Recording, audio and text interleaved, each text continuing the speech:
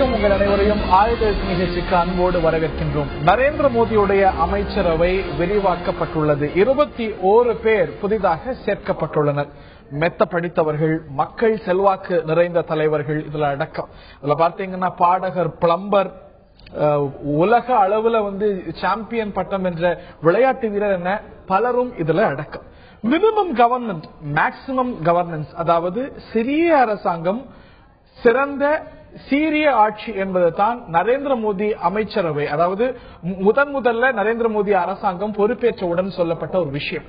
இதே விளக்கம், இதே மந்திரம் இந்த விரிவாக்கப்பட்ட பெரிதாக்கப்பட்ட அமைச்சரவைக்கும் பொருந்துமா? பல கேள்விகள் எழுந்திருக்கின்றன. மோடி அமைச்சரவை வெர்ஷன் 2.0 இதற்கு பின்னாடி இருக்கக்கூடிய பல விஷயங்கள், இதுல இருக்கக்கூடிய பல அம்சங்களை இந்த நிகழ்ச்சியில் விரிவாக அலச விவாதிக்க இருக்கின்றோம். இது பற்றிய கூடுதல் விவரங்களை தருகிறார் எமது சிறப்பு செய்தியாளர் சலீம்.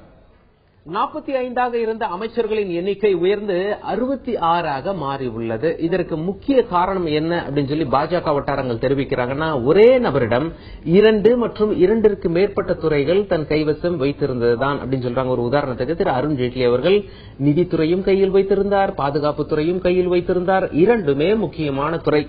பட்ஜெட் வேற தாக்கல் பண்ணணும். இந்திய பட்ஜெட் வருகின்ற பிப்ரவரி மாதம் இறுதி நாட்கள்ல தாக்கல் செய்ய வேண்டியிருக்கு. இந்த நேரத்தில் ஒரே அமைச்சர் எப்படி 2 துறைகளையும் பார்க்க முடியும்? இதனால தான் இந்த மாற்றம். இது மட்டும் இல்ல, இது ஒரு சின்ன உதாரணம் தான். 6க்கும் மேற்பட்ட அமைச்சர்கள் நிறைய துறைகளை தங்கள் கையில் வைத்திருந்தார்கள். இப்பொழுது அதெல்லாம் பகிர்ந்தளிக்கப்பட்டுள்ளது. புதிதாக நிறைய அமைச்சர்கள் வந்திருக்கிறார்கள். அதனால வேலை சுமை பகிர்ந்தளிக்கப்பட்டுள்ளது அப்படின்னு சொல்லி பாஜக வட்டாரங்கள் இருந்து தகவல் தெரிவிக்கிறாங்க. புதிய அமைச்சர்களை பார்த்தால் எப்படி தெரிகிறது அப்படின்னு சொல்லி அரசியல் விமர்சகர்கள் சொல்றாங்க. அப்படின்னா, திறமைக்கு மதிப்பளிக்கப்பட்டிருப்பது தெரிகிறது. அதே நேரத்தில் அரசியல் காய் நகர்த்தலும் இருக்கிறது. அடுத்த வருடம் பீகார்ல தேர்தல் நடக்குது. அதுக்கு அடுத்த வருடம் மேற்கு வங்கத்தில் தேர்தல் நடக்குது. 2017 உத்தரப்பிரதேஷ்ல தேர்தல் நடக்குது. உத்தரப்பிரதேஷ்ல, பீகார்ல பாஜகவிற்கு ஒரு சவாலான மாநிலங்களாக இத்தனை வருடங்கள் இருந்து வந்தது. நாடாளுமன்ற தேர்தலில் பாஜக நல்ல வெற்றி பெற்றார்கள் 2 மாநிலத்திலையும். அந்த வகையில மாநில தேர்தல்களையும் கருத்தில் கொண்டு பாஜகவினர் காய் நகர்த்தி உள்ளார்கள் அப்படின்னு சொல்லிட்டு அரசியல் விமர்சகர்கள் ஒரு பக்கம் தங்களுடைய கருத்தை முன்வைக்க, உண்மையிலேயே இந்த அமைச்சரவையில் ஏற்பட்டிருக்கும் மாற்றங்கள் அவசியமா அல்லது அரசியலா என்ற தெளிவு பெறவே இந்த விவாதம். தாண்டி பல கேள்விகள் எழுந்திருக்கின்றன. விவாதிப்போம், அலசுவோம். இந்த நிகழ்ச்சியில் நம்முடைய பங்கேற்கிறார்கள் காங்கிரஸ் கட்சியை சேர்ந்த திரு ஹிதாயத்துல்லா அவர்கள், பாரதிய ஜனதாவுடைய மாநில செயலாளர் திரு கே டி ராகவன் அவர்கள், திரு ஐயநாதன் அவர்கள், அது மட்டுமல்லாது அரசியல் விமர்சகர் டாக்டர் சுமன் சி ராமன் அவர்கள் நம்முடைய இந்த நிகழ்ச்சியில் இணைகிறார். அவரிடமிருந்து நிகழ்ச்சியை தொடக்கணும்னு நினைக்கிறேன். மோடியுடைய அமைச்சரவை விரிவாக்கப்பட்டிருக்கிறது. மினிமம் கவர்னன்ஸ், மேக்சிமம் கவர்னன்ஸ் என்பதுதான் மோடி அரசு உருவான போது அந்த ஒரு அமைச்சரவைக்கு சொல்லப்பட்ட விளக்கம். அதே விளக்கம் இந்த அமைச்சரவைக்கும் இந்த விரிவாக்கத்துக்கு பிறகு, பெரிதாக்கப்பட்ட பிறகு பொருந்துமா? இதுல பலர் இணைக்கப்பட்டிருக்கிறார்கள். சிலருடைய இலாக்காக்கள் மாற்றப்பட்டிருக்கிறது, சில பறிக்கப்பட்டிருக்கின்றன.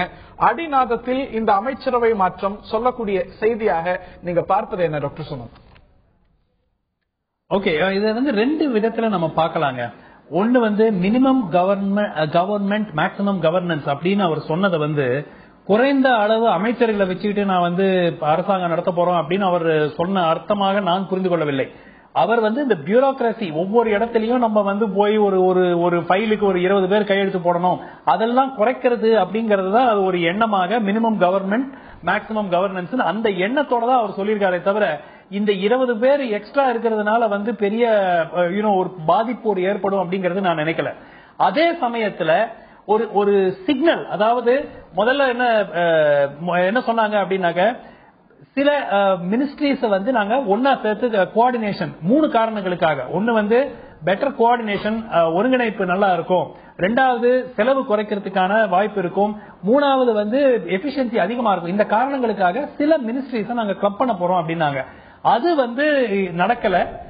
அதனால அது ஓரளவுக்கு வருந்தத்தக்க விஷயம்.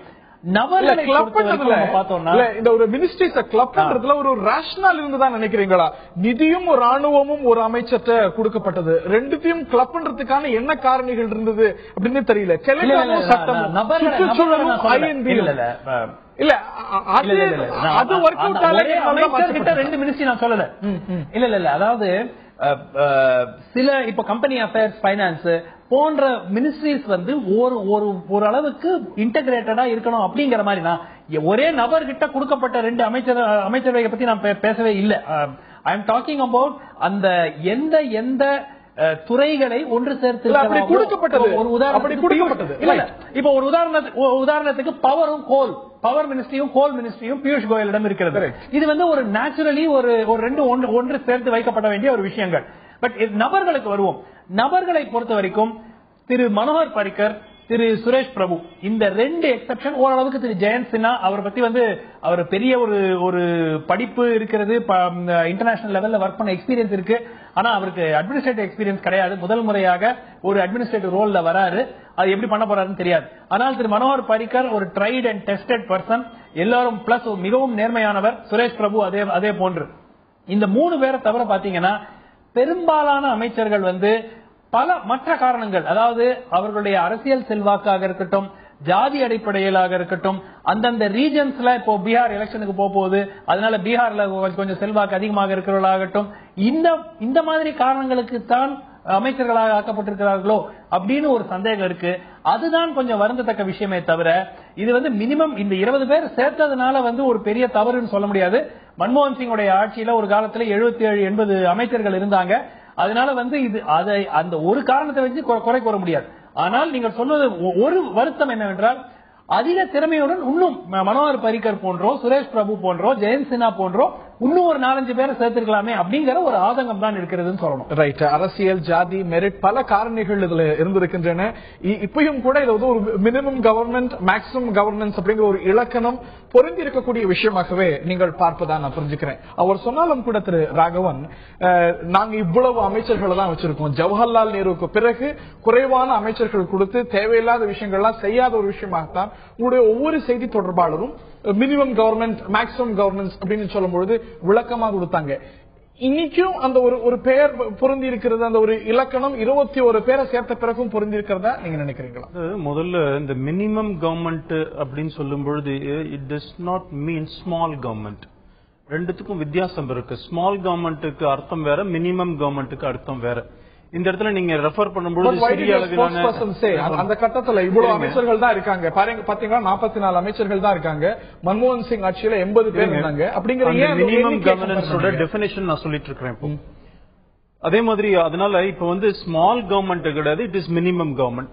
மினிமம் கவர்மெண்ட், மேக்சிமம் கவர்னன்ஸ் சொல்லும் பொழுது பல நடவடிக்கைகள் இந்த அரசாங்கம் பொறுப்பேற்ற பிறகு எடுத்திருக்குது. உதாரணத்துக்கு பாத்தீங்கன்னு சொன்னா 29 கமிட்டிஸ் இருந்த GOM, குரூப் ஆஃப் மினிஸ்டர்ஸ், அதே போல வந்து EGOM, இதெல்லாம் வந்து இட் இஸ் கான்ஸ்டிடியூஷன்ல சொல்லாத ஒரு விஷயம், அரசியலமைப்பு சட்டத்துல இல்லாத ஒரு விஷயம். இதெல்லாம் அரசியலமைப்பு சட்டத்தில் சொல்லப்பட்டது கேபினெட் மட்டும்தான்.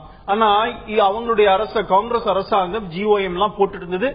எந்த மினிஸ்டருமே எந்த நடவடிக்கை எடுக்க முடியாது, முடிவெல்லாமே GOM எடுக்கும். அதுல பல GOMக்கு 29 GOMல 25க்கு பிரணாப் முகர்ஜி தலைவரா இருப்பாரு. அவருக்கு நேரம் இருக்காது, மீட் பண்ண முடியாது. அதனால இன்னைக்கு சொல்லப்பட்டது minimum governance, minimum government, maximum governance. இன்றைக்கு இந்த 125 கோடி மக்களுக்கு இந்த மாதிரி 66 அமைச்சருங்கிறது பெரிய விஷயம் இல்ல. முதல்ல நீங்க இந்த டெபினிஷன் சரியா புரிஞ்சுக்கணும்னு நான் சொல்ல வரேன். நம்முடைய மரியாதைக்குரிய நீங்களும் சொன்னீங்க, அதாவது club together ministries club together பண்ணும்பொழுது நிதி அமைச்சரும் ராணுவ துறையும் ஒன்னாவா இருக்கு, ரெண்டுத்தையும் ஒன்னா இருந்தாங்களே அப்படின்னு சொல்றீங்க. அப்படி கிடையாது. நிதியமைச்சர் அருண்ஜேட்லி வந்த பொழுதே, அமைச்சரா வந்த ஒரு வாரத்திலேயே அவர் சொன்னார், நீங்க வந்து புதிய ராணுவ அமைச்சரை இன்னும் கொஞ்ச நாள்ல இந்த நாடு சந்திக்கும் சொன்னார். அதனால அப்ப இருக்கிற அரேஞ்ச்மெண்ட்ஸ்ல அதை செஞ்சதே தவிர அது பர்மனண்டா ராணுவம் நிதி அமைச்சர் ஒன்னா இருப்பாங்கன்னு அப்பவே அந்த மாதிரி முடிவு பண்ணல. அநேகமா ஒரு பிரைம் மினிஸ்டர் முதல்ல என்ன நேரடி பொருத்தம் அப்படிங்கிற கேள்வியெல்லாம் நான் சொல்றேன், பிரதமருடைய ப்ரெரோகேட்டிவ் எல்லாத்துக்கும் போல கார்பரேட் அஃபேர்ஸ், நிதி, இதுக்கெல்லாம் பொருத்தம் பார்க்க முடிகிறது. ஆனா சில பொருந்தாத துறைகள் பிரதமர் அமைச்சகம் பொறுப்பேற்ற போது கூட டெலிகாம், சட்டம், சுற்றுச்சூழல், INB பொருந்தாத துறைகள் பல. நம்முடைய பார்வைக்கு பொருந்தாத துறையா இருக்கலாம், பிரதமருடைய பார்வைக்கு பொருந்துகின்ற விஷயம் விஷயமா இருக்கலாம். Prime Minister needs not say all these logics. Prime Minister needs a prerogative of the Prime Minister. பிரதமருடைய அவருக்கு இருக்கிற அதிகாரங்களை பயன்படுத்தி அந்த மாதிரி செஞ்சார். ஏன் முதல்ல 40 Prime Minister வச்சிருந்தீங்கன்னு சொல்ல 40 மினிஸ்டர் Prime Ministerோட prerogative தான். பட் ஜனநாயக நாட்டுல அதோட ரேஷனல் क्वेश्चन கேள்வி கேட்பதற்கு உங்களுக்கு உரிமை இருக்கிறது. ஆனால் பிரதமர் தன்னுடைய அதிகாரத்துக்கு உட்பட்ட விஷயங்களை நடவடிக்கை எடுப்பதற்கு அவருக்கு அதிகாரம் இருக்கு. பிஃபோர் தட் இதயத்துல் அவர்கள்ட்ட போகணும். Doctor Sumanth, you wanted to interrupt ரொம்ப சுருக்கமா? இல்ல, இது வந்து இந்த துறை வந்து திரு அருண்ஜேட்லியிடம் ஒரு வாரம் 2 வாரம் 3 வாரம் 4 வாரம் நீட்டிருக்கிறது தவறே கிடையாது. ஆனால் மிகவும் முக்கியமான துறை நிதித்துறையும் வந்து நம்ம வந்து பாதுகாப்பு துறையும் வந்து நம்ம வந்து ஒரு part time finance minister, part time defence மினிஸ்டராக 6 மாத காலம், கிட்டத்தட்ட 6 மாத காலம் இந்த அரேஞ்ச்மெண்ட் நீட்டிட்டு இருக்கு. அவ்வளவு நாள் இது வந்து எக்ஸ்டெண்ட் ஆயிருக்கணுமா? இல்ல 1 மாத காலத்தில் பாவம் வந்து நடுவுல வந்து அவர் திரு ஜேட்லி கிட்டத்தட்ட 1 மாதம் மருத்துவமனையில் வந்து அனுமதிக்கப்பட்டிருந்தார், உடல்நலம் குறைவு ஏற்பட்டிருந்தது. சோ ஒரு 5 மாத காலம் கிட்டத்தட்ட பைனான்ஸ் மினிஸ்ட்ரியும் சரி, டிஃபென்ஸ் மினிஸ்ட்ரியும் சரி, ஒரு பார்ட் டைம் மினிஸ்டர் திரு ஜேட்லி மிகவும் திறமையான. ஆனால் இந்திய நாட்டிற்கு ஒரே நபர் ரெண்டும் செய்ய முடியுமா? யோசிச்சு பாருங்க. ரெண்டு மிகப்பெரிய டிபார்ட்மெண்ட், ஒருத்தர். அதுதான் வந்து ஒரு தவறான ஒரு அணுகுமுறை என்று யோசிக்க வேண்டிய. ரொம்ப சுருக்கமா திரு ஹிதாயத்துல்லா அவர்களுடைய பார்வை மினிமம் கவர்மெண்ட் மேக்ஸிமம் கவர்னன்ஸ் இப்பயும் கூட பொருந்தும் தோணுது. மன்மோகன் சிங் அமைச்சரவையில 80 பேர் இருந்தாங்க. இப்ப கூட இந்த ஒரு 15% அப்படிங்கிறது அனுமதிக்கப்பட்ட லிமிட். அந்த 15% அளவுக்கு தொடரல. இன்னொரு 15 அமைச்சர் சேர்க்கலாம் அனுமதிக்கப்பட்ட லிமிட் தொடரணும்னா. டாக்டர் மன்மோகன் சிங் எப்பவுமே இந்த மாதிரி கவர்ச்சியான வார்த்தையை மினிமம் கவர்மெண்ட்ங்கிற வார்த்தையை சொல்லல. இப்ப புதுசா மினிமமுக்கு ஒரு புது அகராதிய நம்முடைய ராகவன் அவர்களோ மற்றவர்களும் உருவாக்கி இருக்கிறாங்க. சப்பக்கட்டு நான் கேள்விப்பட்டிருக்கேன். இதுதான் சப்பக்கட்டுங்கிற மக்களுக்கு புரியுது. நான் அன்னைக்கு பேசும்போது நாங்க குறைந்த அமைச்சர்கள் இருக்கோம்னு சொல்லிவிட்டு இன்னைக்கு 66 ஆகி போச்சு இந்த 6 மாசத்துல. ஏன் இன்னும் ஒரு 2 மாசத்துல 80 ஆகாதுங்கிறது யாருக்கும் தெரியாது. ஆரம்பத்துல டாக்டர் மன்மோகன் சிங் கவர்மெண்ட்டும் குறைஞ்சுதான் இருந்து அப்புறமா அது எக்ஸ்பேண்ட் ஆச்சு. இந்த உண்மைக்கு அப்பால் இன்னொரு விஷயத்த சொல்லணும். 2 அமைச்சரவை அவரால் முடியுமா என்று கேட்டால் இன்னைக்கு அவருக்கு 2 அமைச்சரவை தான் கொடுக்கப்பட்டிருக்கு. நிதியும் பாதுகாப்பும் என்ற இடத்துல இன்னைக்கு என்ன கொடுக்கப்பட்டிருக்கு சொன்னா இன்னைக்கு INB அவருக்கு கொடுக்கப்பட்டிருக்கு. இதுல என்ன விஷயம் சொன்னா நான் பெரிய மந்திரின்னு காமிக்கிறதுக்காகவா, இதனாலதான் அவருக்கு வந்து ஹார்ட் ப்ராப்ளமே வந்துச்சுங்கிற மக்கள் இவங்க பேசுறாங்க, செய்தியாளர்கள் பேசுறாங்க. இப்ப நான் சொல்ல வந்தது என்னன்னு சொன்னா இந்த 66 பேர் வைத்துக் கொண்டு நீங்க ஏற்கனவே 45 பேர் வச்சு பரீட்சை பண்ணி ஒண்ணுமே செய்ய முடியாத சூழ்நிலை இந்த 66 பேரை வச்சு என்ன பண்ண போறீங்க? அடுத்த கேள்வி உங்களுக்கு என்ன எழுதுன்னு சொன்னா, இன்றைக்கு நீங்கள் கொடுத்திருக்கக்கூடிய இந்த வாய்ப்பு சம்பந்தமே இல்லாம ஒரு டாக்டர் இருந்த சுகாதாரத்துறை வேற ஒரு இடத்துக்கு டாக்டர் இல்லாததுக்கு போயிருக்கு. அதே மாதிரி வந்து விளையாட்டுத்துறை வீரர் நான் எதுக்கு சொல்றாருன்னா இன்னும் எக்ஸ்பீரியன்ஸா இல்லாத ஒரு சூழல் மோடி அவர்கள் இருக்கிறார்கள் என்பதை என்ன சொன்னீங்க. விளையாட்டுத்துறைக்கு இருக்க வேண்டிய எல்லாரும் எதிர்பார்த்த ராத்தோர் என்பவர் வரல. அவருக்கு வந்து வேறு ஒரு இலாகா இளைஞர் விவகாரம் கொடுக்கப்பட்டது மன்மோகன் சிங் ஆட்சியில். நான் என்ன சொல்ல வரேன், அனுபவம் என்பது வேறு. நான் சொல்லி முடிச்சுக்கிறேன். அதாவது இந்த அடிப்படையெல்லாம் நீங்க பார்க்கும்போது சொன்னதுக்கும் செயலுக்கும் மற்ற விஷயத்தான் இவ்வளவு காலமா வந்து மன்மோகன் சரியில்லை, வளர்ச்சின்னு சொன்னா அந்த பக்கத்துல போகல, அதாவது கருப்பு பணத்தை கொண்டு வரேன்னு சொன்னா அந்த நிலைக்கும் போகல. இந்த ஒண்ணுதான் அவர் சொன்னது உண்மையா இருக்குன்னு மக்கள் நினைச்சாங்க. இந்த மினிமம் கவர்மெண்ட் மேக்சிமம் கவர்னன்ஸ் அதையும் அவரால் செய்ய முடியலங்கிற உண்மை நேற்றிலிருந்து அந்த உண்மை வெளியாகிருக்கிறது. கரெக்ஷன் பிரைம் மினிஸ்டர் மன்மோகன் சிங்கும் பைபாஸ் சர்ஜரி நடந்திருக்கு.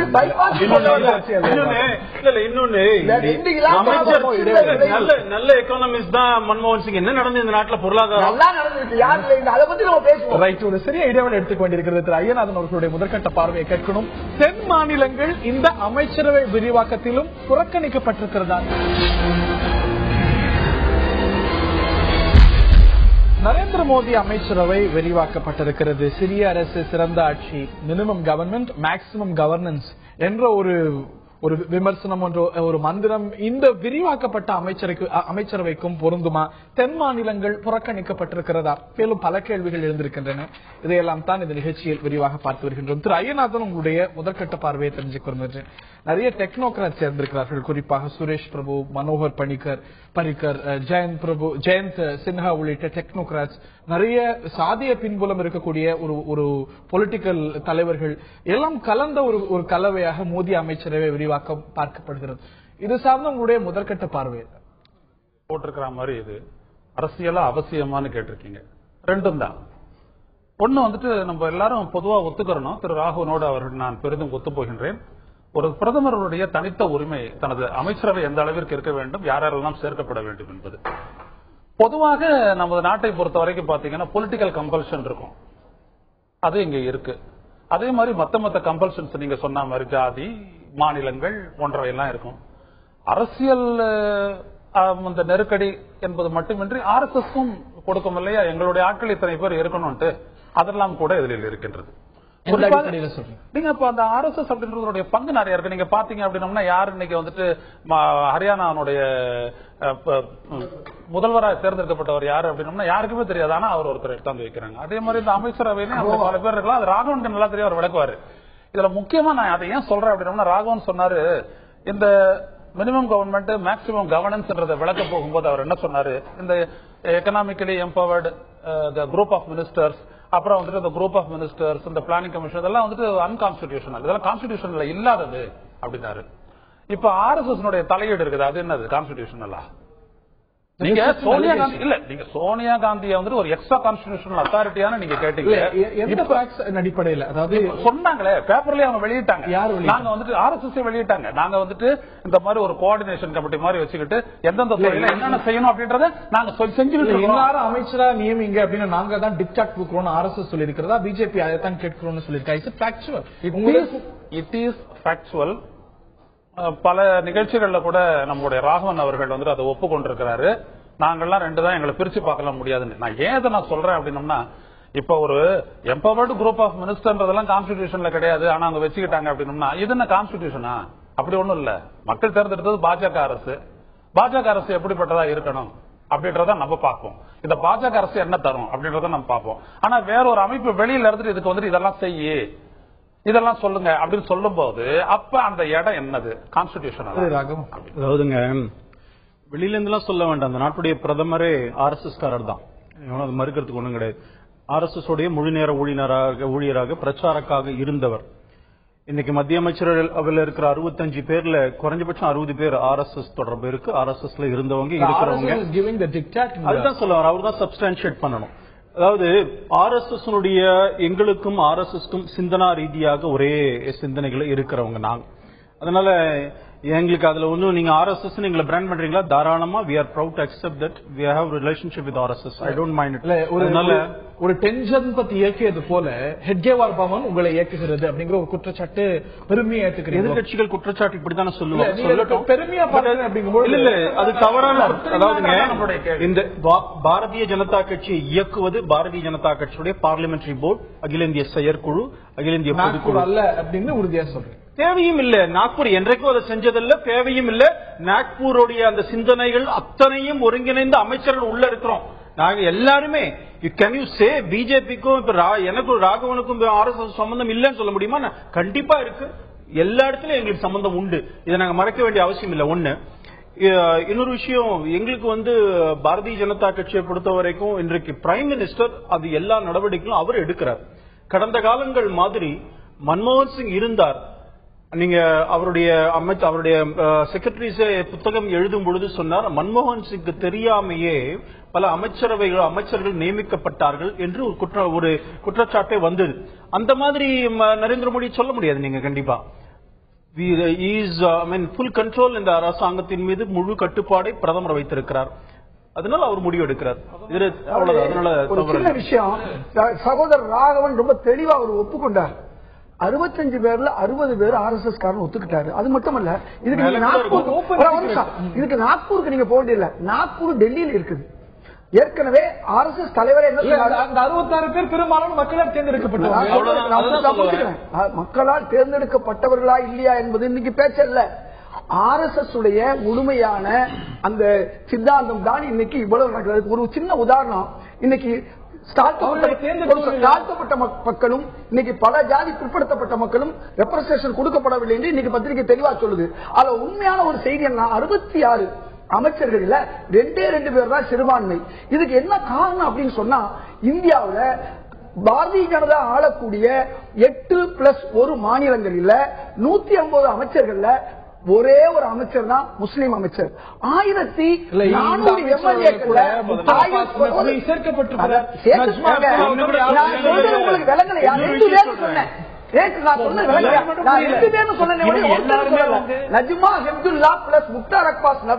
வார்த்தையை போட்டிய நேரத்தை நீங்க தயவு செய்து குறைச்சிடாதீங்க. நான் சொல்ல வந்தா சொல்ல விடுங்க.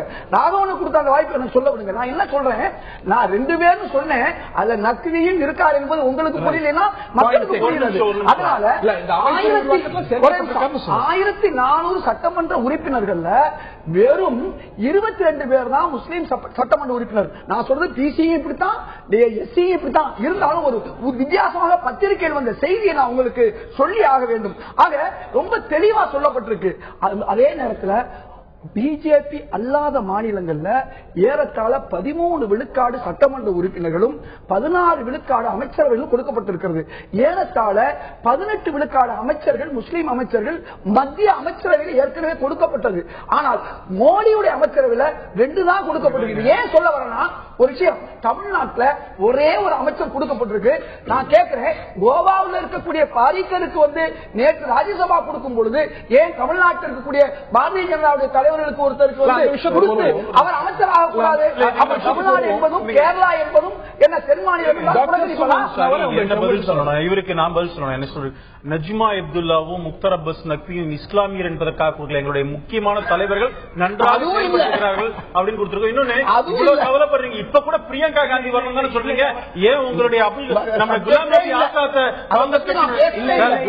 ஆசாத காங்கிரஸ் கட்சி தலைவர் ஆகுது சார். முஸ்லிம்கள் மொத்த பேர் உங்களுக்கு ஓட்டு போடுவாங்க.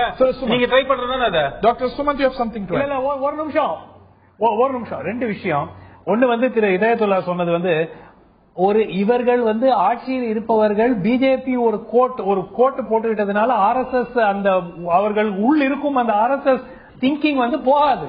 இதனால அவர்கள் இன்னும் RSS சேர்ந்தவர்கள் தான். அது பிஜேபிங்கிற அந்த போர்வையை போட்டுக் கொண்டால் கூட மக்களுக்கு எல்லாருக்கும் தெரியும் இவர்கள் RSS சேர்ந்தவர்கள். அவர்களை தான் மக்கள் தேர்ந்தெடுத்திருக்கிறார்கள். அதனால இது RSS காரங்க வந்துட்டாங்கன்னு சொல்றதுல ஒரு அர்த்தமே இல்லாமல் இருக்கிற ஒரு விஷயம்.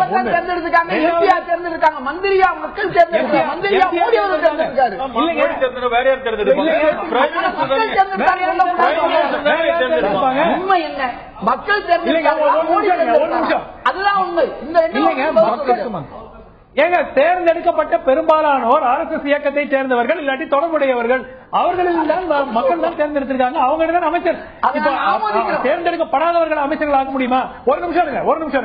ரெண்டாவது விஷயம் என்னன்னா, நிச்சயமாக சிறுபான்மையினருக்கு அதிகமாக ரெப்ரசன்டேஷன் கொடுத்திருக்க வேண்டும், கொடுத்திருக்கலாம். ஒரு பவர்ஃபுல் சிம்பல், அதாவது இது மக்களுக்கு ஒரு சிம்பலாக அமைஞ்சிருக்கும். இந்த மாதிரி சிறுபான்மையினரும் நாங்கள் ஏற்றுக்கொண்டு எல்லோரையும் சேர்ந்து வைத்து நாங்கள் ஒரு அரசாங்கம் அமைக்கிறோம் அப்படிங்கறது நிச்சயமா ஒண்ணு கொடுத்திருக்கலாம். தமிழ்நாட்டை பொறுத்த வரைக்கும் நான் நேற்று கேட்ட கேள்வி அதேதான். மனோகர் பாரிக்கரை நீங்க கொண்டு போய் உத்தரப்பிரதேச ராஜ்யசபா மெம்பர் ஆக்கும் பொழுது ஏன் தமிழ்நாட்டிலிருந்து சேர்ந்த ஒரு பாரதிய ஜனதா கட்சி தலைவரை வேற ஒரு மாநிலத்துக்கு கொண்டு போய் ஒரு ராஜ்யசபா சீட்டு கொடுத்து அமைச்சராக்க கூடாது? கேரளாவுக்கு ஒரு அமைச்சர் கூட கிடையாது. பெங்காலுக்கு ஒரு மினிஸ்டர் ஆஃப் ஸ்டேட், அதுவும் நேற்று பதவி எடுத்திருக்காரு பாபுல் சுப்ரியோ. அதனால பல மாநிலங்கள் இந்த மாதிரி புறக்கணிக்கப்பட்டிருக்கின்றன. ஒரிசா மாநிலத்தை பாத்தீங்கன்னா 2 பேரும், அதுல ஒருத்தர் பாதி பீகார்.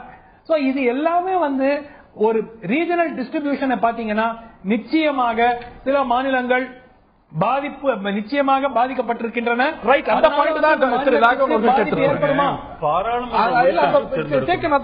தென்னகம் புறக்கணிக்கப்பட்டிருக்கிறது.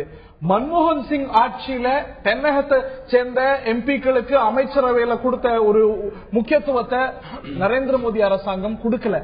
6 அமைச்சர்கள் தான் தென் மாநிலங்களை சேர்ந்தவர்கள்.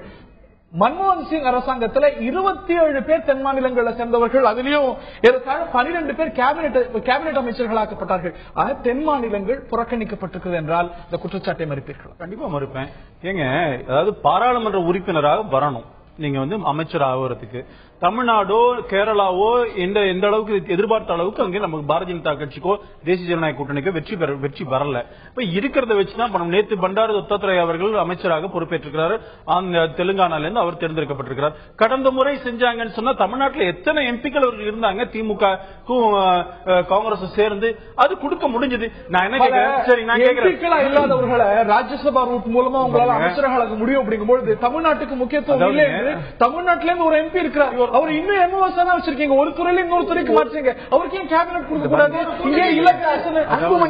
இங்கே ஏன் இலக்கணேசன் ராஜ்யசபா எம்பி ஆக்க கூடாது, இல்லாட்டி வேற ஒரு முக்கிய தலைவர் ஆக்க கூடாது? பாரதிய ஜனதா கட்சியிலிருந்து டாக்டர் அன்புமணி சுரேஷ் பிரபு ஆக்கலாம் அப்படிங்கும்போது டாக்டர் அன்புமணி ஆக்க கூடாது? சுரேஷ் பிரபு எம்பியா இருக்கிறார். நான் என்ன சொல்றேன், அதாவது மரியாதைக்குரிய நம்முடைய அண்ணன் எல்லாருமே சேர்ந்து தமிழ்நாட்டிலிருந்து எங்க தலைவர்கள் எல்லாம் எம்பி ஆக்கணும். உங்களுடைய ஆர்வம் எனக்கு புரிகிறது, வரவேற்கப்பட்ட இல்லைன்னு சொல்லல. ஆனா நான் என்ன சொல்றேன், அப்படி புறக்கணிக்க வேண்டிய அவசியம் இல்லை, அந்த மாதிரி எண்ணமும் இல்லை என்பதை சொல்ல வர. ஒரு நிமிஷம், அவர் சொல்றாரு முஸ்லீம் ஃபேஸ் அப்படின்னா, இங்க அப்துல் கலாம் நாங்க ஜனாதிபதியா ஆக்கணுங்கிறது மாத்திரம் இல்ல, செகண்ட் டைம் கொடுக்கறோம்னு சொன்னோம். அதை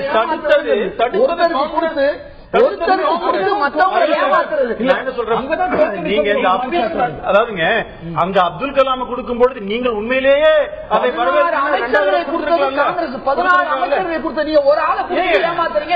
தேவையில்லை, மத ரீதியாக அரசியல் செய்ய வேண்டிய அவசியம் இல்லை. இன்னைக்கு ஒரே கிறிஸ்டியனை பத்தி நீங்க எத்தனை கிறிஸ்டியன் கொடுக்குறீங்க கேட்டீங்களா? எஸ்சிக்கு கொடுக்கல, எஸ்சி கொடுக்கல, ஒருத்தர் தான் கொடுத்துருக்கீங்க. ஒரே ஒரு நிமிஷம், அவருக்கு Bharatiya Janata BJP SC MP அதிகமா இருக்கிறாங்க.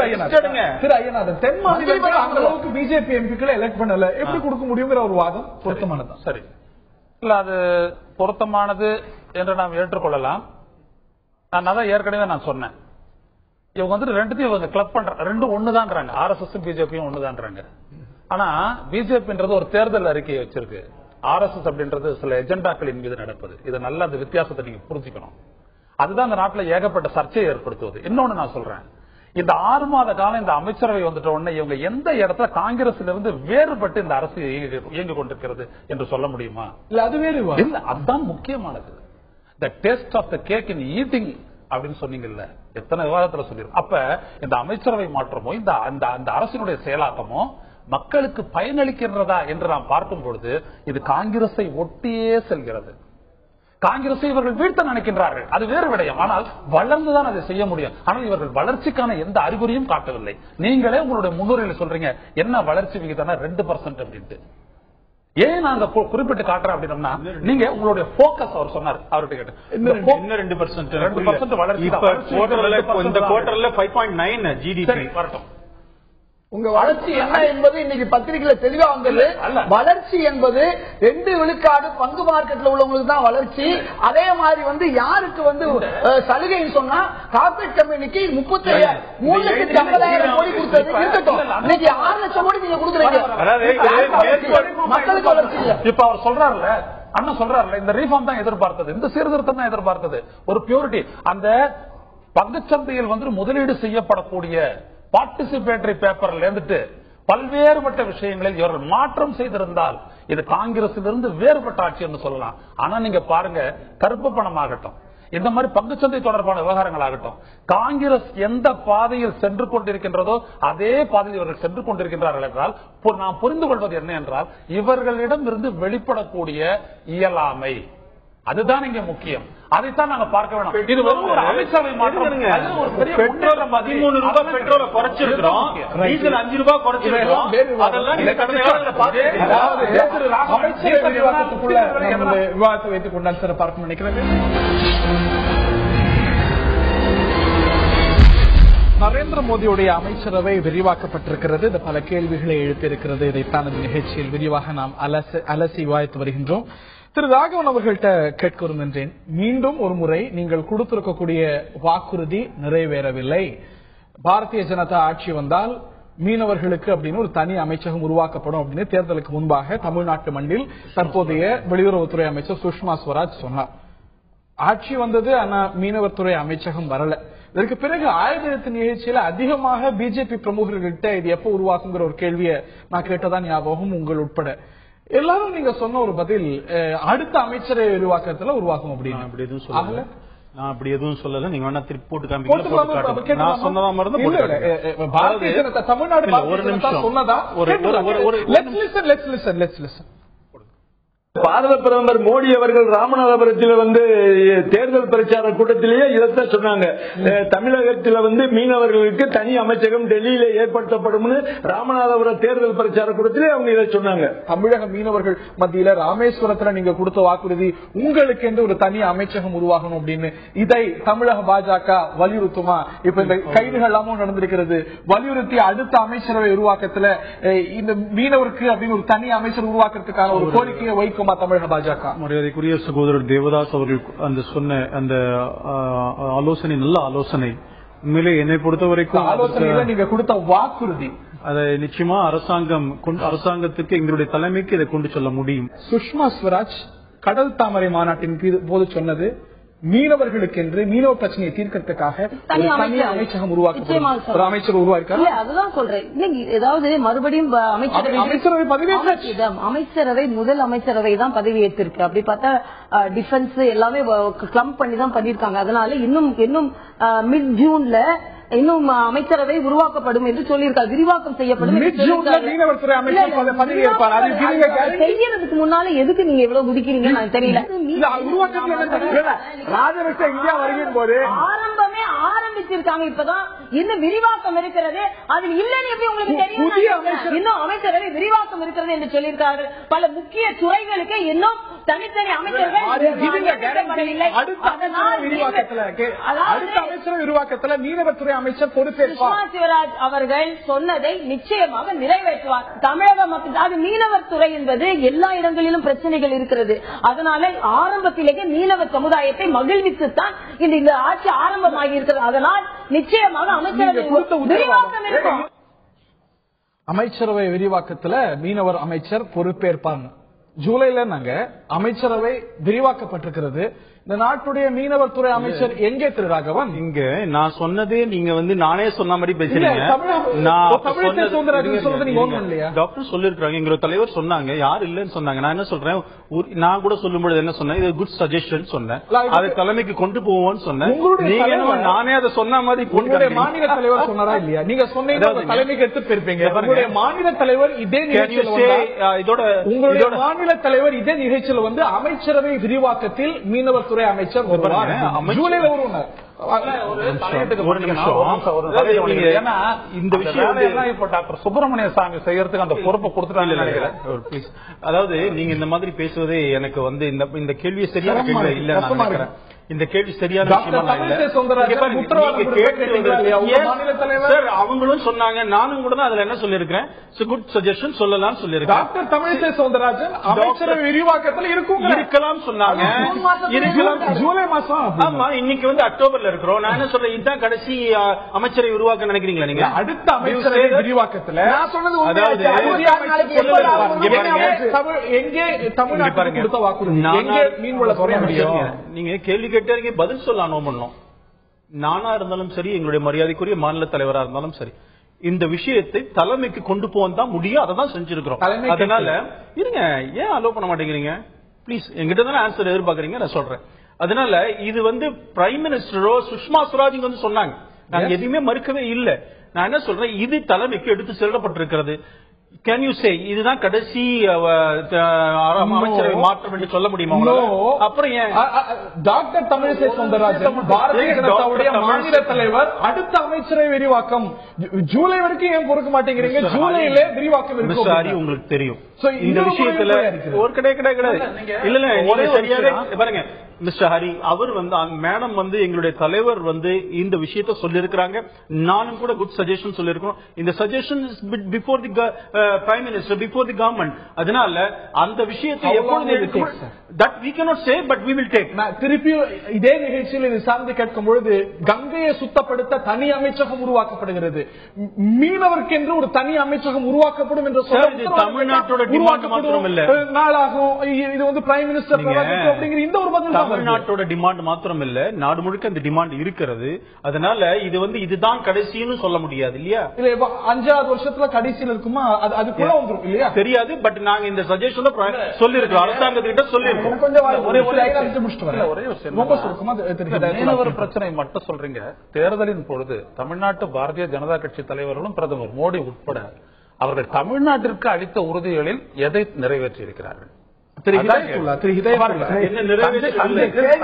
தஞ்சையில மீத்தேன் எரிவாயு திட்டத்தை வந்துட்டு எதிர்த்து நடந்த போராட்டத்தில் இருந்து கலந்து கொண்டது பாரதிய ஜனதா. தேர்தலில் அதை ஒரு வாக்குறுதியாக வைத்தது பாரதிய ஜனதா. இப்படி நீங்க தமிழ்நாட்டினுடைய பல்வேறுபட்ட பிரச்சனைகளில் நாங்கள் நிற்போம் என்று சொன்னவர்கள் இப்பொழுது தள்ளி நிற்கின்றார்கள். இதுதான் முல்லை பெரியார்ல கமிட்டி போட்டது நாங்க தாங்க.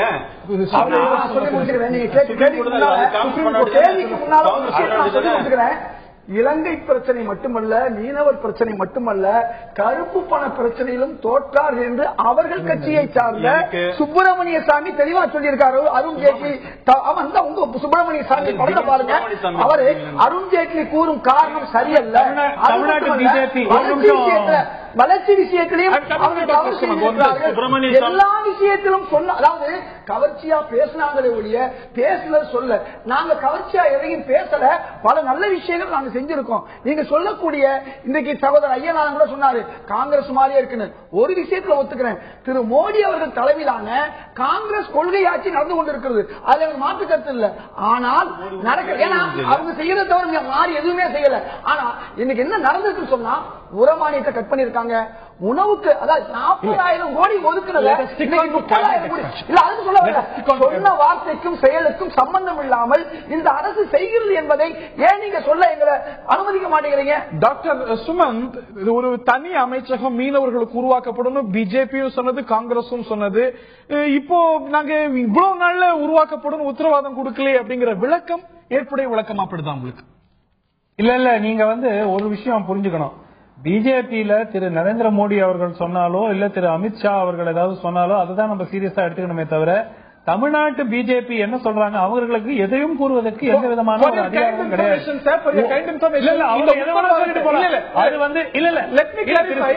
சுஷ்மா ஸ்வராஜ் சொன்னாங்க, ஒரு நிமிஷம், சுஷ்மா ஸ்வராஜ் சொன்னாங்கன்னா சுஷ்மா ஸ்வராஜுக்கும் எந்த அளவுக்கு அதிகாரம் இருக்கிறது இந்த அரசுங்கிறது அது வந்து ஒரு தனி கதை.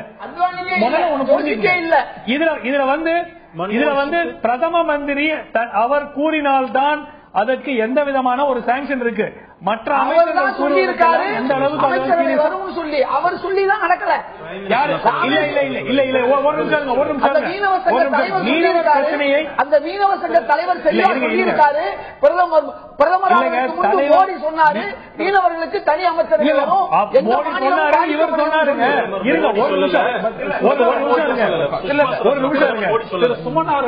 ரெண்டாவது விஷயம், மாநில பாரதிய ஜனதா கட்சியை பொறுத்த வரைக்கும் அவர்களுடைய நிலைப்பாட்டில் எந்த விதமான ஒரு கன்சிஸ்டன்சியும் கிடையாது. மத்திய அமைச்சகம் செய்வதை அவர் ஏற்றுக்கொள்கிறார்களா? ரொம்ப சிம்பிள். இப்போ இந்தோ ஸ்ரீலங்கன் ஜாயிண்ட் டிஃபென்ஸ் எக்ஸசைசஸ் நடந்துட்டு இருக்கு, ஆதரிக்கிறாங்களா? இலங்கையிலிருந்து கோத்தபய ராஜபக்ச வந்தாரு, ஒரு மாதம் முன்னாடி வந்தாரு, நேவல் சீஃப் வந்தாங்க. இப்ப இவங்க எல்லாம் வந்து யார் பாக்குறாங்க? மோடி அரசாங்கம் தானே சந்திக்கிறது. அது இவங்களுடைய பொசிஷன் என்ன? ஏன் மாநில பாரதிய ஜனதா கட்சி பாஜகவை பார்க்கல? இல்லங்க, சுப்பிரமணிய சாமியை பொறுத்த வரைக்கும் அவர் வந்து அவர் நீங்க சொல்றதை நீங்க ஏத்துக்கிறீங்களா இல்லையா அது வேற விஷயம். அவர் திரு ராஜபக்சே பத்தி கூறுவது முற்றிலும் ஏற்றுக்கொள்ள முடியாத ஒரு சில விஷயங்கள் சொல்றாரு, அது வேற. ஆனால் மீனவர்கள் பிரச்சனையை பொறுத்த வரைக்கும் அவர்களை விடுவிப்பதற்காக தமிழ்நாடு பாரதிய ஜனதா கட்சி செய்ததை விட 100 மடங்கு அதிகம் சுப்பிரமணிய சாமி செஞ்சிருக்காரு. நடந்துருச்சு. இன்னைக்கு வந்து ஏற்கனவே பிரதம மந்திரி ஏற்கனவே பேசியிருக்கிறாரு, அந்த சென்டென்ஸ் இன்னும் 2-3 வாரத்தில் மாற்றப்பட்டு மீண்டும் இந்தியாவுக்கு திரும்பி வர மோடி அவர்கள் என்ன சொன்னாரு? இந்த விஷயத்துல மோடி சொன்னதாக சுப்பிரமணிய சாமி சொல்றாரு. மோடி என்ன சொன்னார் உண்மை என்பது வெளியே வருது. எல்லாரும் வந்து இருங்க இலங்கை அரசின் சார்பாகவே இந்த மாதிரி தொலைபேசி பேசப்பட்டிருக்கிறது என்ற அபிஷியலா கன்ஃபர்மேஷன் இருக்கு. தொலைபேசி இந்த பேச்சு நடந்திருக்கிறது என்று இந்த ட்ரீட்டி மூலமாக கொண்டு வரணும். வேற எந்த கட்சி என்ன செஞ்சாங்க? சுப்பிரமணிய சாமி செய்யணும்னு சொன்னாங்க. தமிழ்நாடு பாரதிய ஜனதா கட்சி என்ன சொன்னாங்க? சுப்பிரமணிய சாமி தமிழ்நாடு பிஜேபி என்னங்க இருக்குது? நீங்க என்ன சொல்றீங்க? ஆமா நிச்சயமாக நீங்க அப்ப நீங்க ஒரு ஸ்டாண்ட் எடுங்க ராகவன். ஒரு சிம்பிளா ஒரு stand. Do you support military exercises, joint exercises between India and Sri Lanka நடந்துட்டு இருக்கு? உங்க அரசு தானே நடத்துது. மத்திய அரசாங்கமா எடுக்கக்கூடிய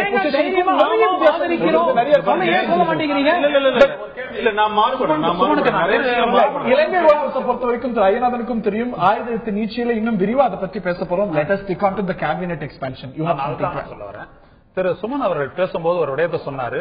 தமிழ்நாட்டு பிஜேபிக்கு வந்துட்டு என்னத்தை அவங்க முன்னுரிமை கொடுக்கணும், எங்க கொடுத்திருக்கிறாங்க அப்படின்னு பல்வேறுபட்ட விஷயங்கள் சொன்னாரு. நாங்கள் கேட்பது என்னவென்றால், இந்த அரசு மாற்றம், ஆட்சி மாற்றத்தை ஏற்படுத்த தமிழ்நாட்டிலிருந்து 75 லட்சம் பேர் வாக்களித்திருக்கின்றார்கள். அவர்களுக்கு பொறுப்பு கூற வேண்டிய ஒரு கடப்பாடு மத்திய அரசுக்கு இருக்கிறதா இல்லையா? அதுதான் இங்க முக்கியம். அந்த அடிப்படையில் நாங்க எங்களுடைய மீனவர் பிரச்சனைக்காக மட்டும் ஒரு அமைச்சரவை வேணும் அப்படின்னு நீங்களும் கேட்கல, நானும் கேட்கல.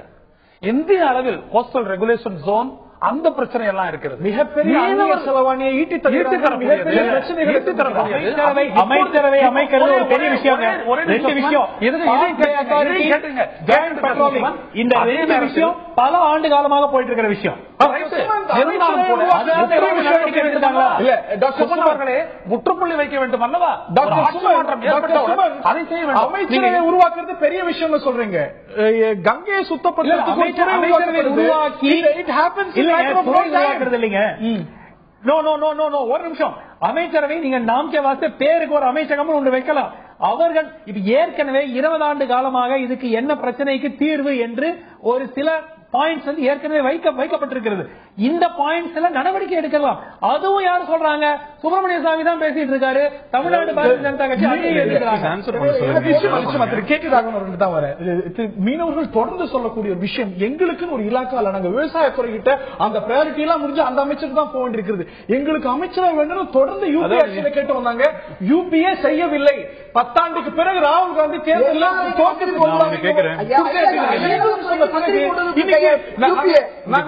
ஆட்சிக்கு வந்த பிறகு உருவாக்குவோம் அப்படின்னீங்க. அப்புறம் அடுத்த அமைச்சரவை உருவாக்குவோம் அப்படின்னீங்க. அப்புறம் அப்படி நாங்க சொல்லல அப்படிங்கும்போது you're going back on your own word. அப்புறம் எதையும் சொல்லலன்னா சொல்லல.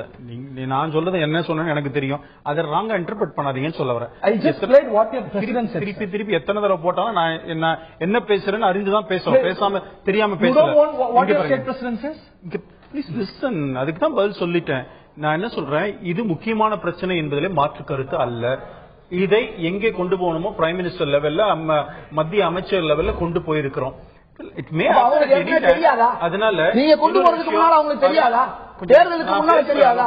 நீங்க பேசிட்டு இருந்தா அப்புறம் சொல்லுங்க, பதில் சொல்லுங்க. நான் கேட்கிற மக்கள் கேட்கறாங்க. கொஞ்சம் இருங்க. அதனால இப்ப இந்த விஷயத்தை பொறுத்த வரைக்கும் மோடி அரசாங்கம் வந்துதான் இத்தனை மீனவர்கள் விடுவிக்கப்பட்டார்கள். அதை நீங்க படகுலாம் மாட்டிக்கிட்டு. அதனால இவர்கள் ஆட்சியில மீனவர்கள் போவே இல்லை. மோடி வந்து பல நாட்கள் மீனவர்கள் வந்து கடலுக்கு போவே இல்லை. மீனவர்கள் கொல்லப்படும் பொழுது வாஜ்பாய் ஆட்சியில தான் 300 மீனவர்கள் கொல்லப்பட்டார்கள். நீங்க கப்பல் கொடுத்தீங்க. இன்னைக்கு அவர் மிஸ்டர் சுமன் சொல்லும் பொழுது சொன்னார், prime minister spoke to Rajapaksa. இன்னைக்கு அந்த நியூஸ் வந்திருக்கு. அதுக்காக அவங்களை கொண்டு வருவதற்காக, அந்த ட்ரீட்டி மூலமா கொண்டு வருவதற்காக முயற்சிகள் நடக்கிறது. இதெல்லாம் இவங்க சும்மா கூச்சல் மட்டும் போட்டுட்டு இருந்தாங்களே தவிர வேற என்ன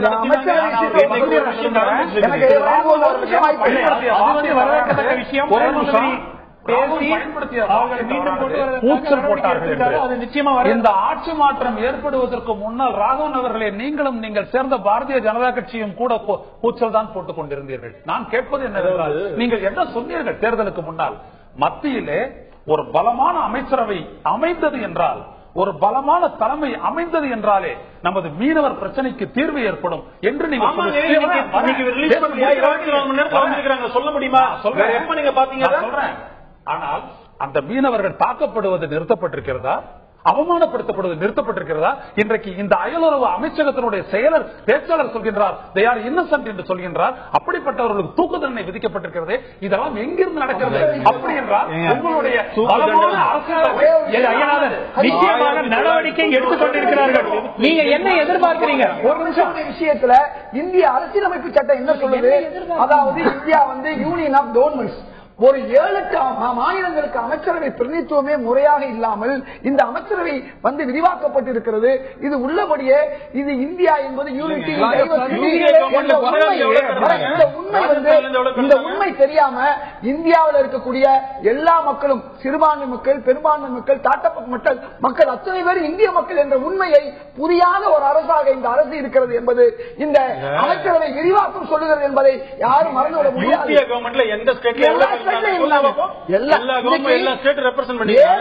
மணிப்பூர், மிசோராமுக்கு ஒரு ஆள் கிடையாது. அந்த 7 அருணாச்சல பிரதேசம் இருக்கு, மிசோராம், மணிப்பூர். இன்னைக்கு ஒரு பேப்பர்ல வந்திருக்கு 5 மாநிலங்களுக்கு 7 மாநிலங்கள் 5 மாநிலங்கள்ல ஒரு அமைச்சர் சேர்ந்து மொத்தமே அங்க 7-8 எம்பி. விஷயம் மாநிலங்களுக்கு கொடுக்க வேண்டியது மக்கள் கருத்து எடுத்துக்கணும். இல்ல இல்ல இல்ல திரு ராகவன் நேற்று நடந்த கேபினட் எக்ஸ்பான்ஷன்ல கூட ஜாதி அடிப்படையில் நிறைய மக்களை கொண்டு இருக்கிறதுங்கிறது உண்மையான ஒரு விஷயம். இப்ப ராம் கிருபால் யாதவ் அவர் லல்லு பிரசாத் யாதவுடைய க்ளோஸ் அசோசியேட் ஆர்ஜேடியில இருந்து 6 மாசம் கூட ஆகல பிஜேபிக்கு அவர் மினிஸ்டர் ஆக்கிருக்கீங்க. அவர் எதுக்காக ஆக்குனீங்க? யாதவ் ஓட்டுக்காக ராம் கிருபால் யாதவ் கொண்டீங்க. அவரை பேலன்ஸ் பண்றதுக்கு சொல்லுங்க. ஆர்ஜேடியில இருந்து வெளில வந்தாரு, எங்க எம்பி தானே அவரு. இப்ப நான் என்ன சொல்றேன், யாரெல்லாம் பிரைம் மினிஸ்டர் யாரெல்லாம் இது பிரைம் மினிஸ்டருடைய ப்ரெரோகேட்டிவ் அப்படிங்கறதுல மாற்று கருத்தே இல்ல. ஆனா கொடுத்த உத்தரவாதங்கள், அதே போல இதுல போயிருக்கக்கூடிய பல்வேறு கால்குலேஷன், இவை பல கேள்விகளையும் எழுப்புகிறது என்றால் மாற்று கருத்து இல்லை. குறிப்பாக தமிழ்நாட்டுக்கு மீன்வள அமைச்சகம் உருவாக்கப்படும் என்ற ஒரு உத்தரவாதத்தை அகில இந்தியாவில் உருவாக்கப்படும் உத்தரவாதம் நிச்சயமாக ஏன் அந்த உத்தரவாதம் செயல்படல உள்ளிட்ட கேள்விகள் எழுகின்றன. பல்வேறு ஈக்குவேஷன்ஸ், பல்வேறு கேள்விகள் அமைச்சரவை விரிவாக்கத்தில் கேள்விகளாக எழுகின்றன. பல்வேறு நல்ல விஷயங்களும் இதுல உள்ளடங்கி இருக்கின்றன என்பதில் மாற்று கருத்தில்லை. மக்களுடைய பார்வை என்ன கேட்கலாம். மத்திய அமைச்சரவை